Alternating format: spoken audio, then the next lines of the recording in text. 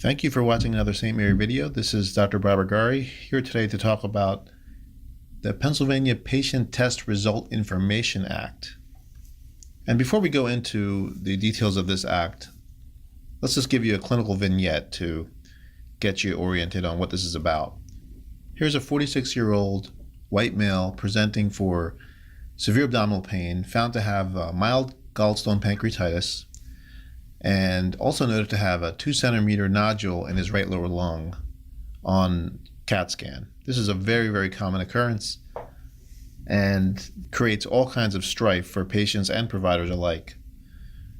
In the world prior to this act, it was up to the radiologist and the ordering provider to communicate with each other on these findings. And depending on the severity of these types of findings, that may or may not happen. Generally, it did happen, but there were definitely times where it didn't.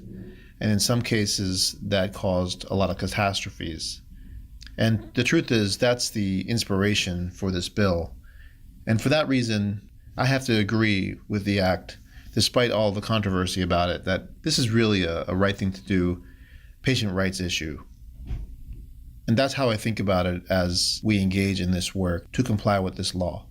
So the bill was passed on September 26th of 2018 and signed on the 24th of October. We were given 60 days to comply. That's not a lot of time, but because this was a right thing to do initiative, our team scrambled to make sure that we were in compliance with this law by the due date, which was Christmas Eve 2018. The law specifically says that the patients must be directly notified of any significant abnormalities on diagnostic imaging services by the performing entity. And again, the performing entity must provide direct notification to the patient no later than 20 days after the result is sent to the ordering provider. The law defines a significant abnormality as one that requires follow-up within 90 days. There are some exceptions to this rule. Again, the exceptions don't make a whole lot of sense, but routine obstetrical ultrasounds, inpatients, emergency room patients, and radiographs of all things were excluded from this act. Again, this is a little strange since radiographs are a very common source for the catastrophes mentioned earlier. So as far as Trinity hospitals in Pennsylvania are concerned, we are compliant, fully compliant with the act. We have a solution that we've implemented. I can describe it a little bit in a minute or so, but it has two phases. The first phase, which we've completed, is live, and the Hospital Association of Pennsylvania is doing a lot of really good work with the Department of Health to clarify the law.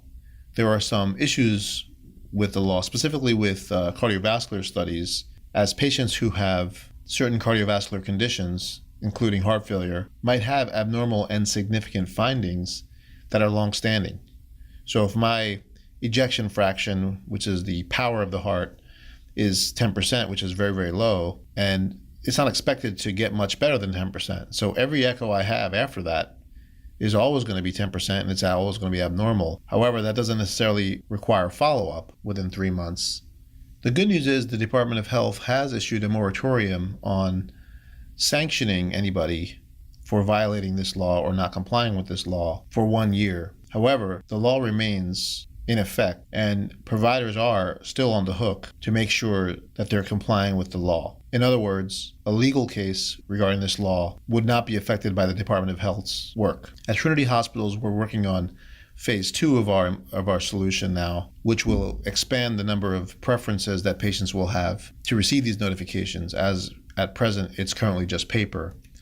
And this slide summarizes the work that we've done. It's a little bit complicated. I'm not going to go through it, but for the informatics and workflow people on the call, this might be helpful if you're thinking about a way of approaching this. We've produced what I think is a very elegant solution. And in brief, what it does is it looks at all the diagnostic images in the period preceding the query, and it's looking for a very particular code called PPTRIA that the radiologist would put into any study that was abnormal or requiring follow-up within 3 months. If the EMR finds this code in any of the diagnostic images, it will produce a letter for the flagged patient that would then get stuffed and mailed. And again, snail mail isn't the best way to notify patients of the abnormal results. But again, with only a few weeks to comply with this law, this was the best we could do, and to be truthful, it really is a good solution. Phase 2 of this work will focus on including the patient portal, email, text messaging, and exploring, any other digital ways of making this happen more in real time than in paper-based processes. This is an example of the flyer that we have posted strategically throughout our hospital reading rooms. We've been communicating the message of this law to the medical staff, as have other leaders. So in summary, this is a right thing to do initiative. It's great for patients. It's very good for patient care, and we should embrace this no matter how hard it is, and it is very hard. Some questions remain unanswered, and the Hospital Association of Pennsylvania is helping us bring clarity to those questions. And I wouldn't be surprised if this was implemented across all hospitals in all states over the next few years. If you ask me, it couldn't come soon enough. Thanks for watching. Stay tuned for more St. Mary videos.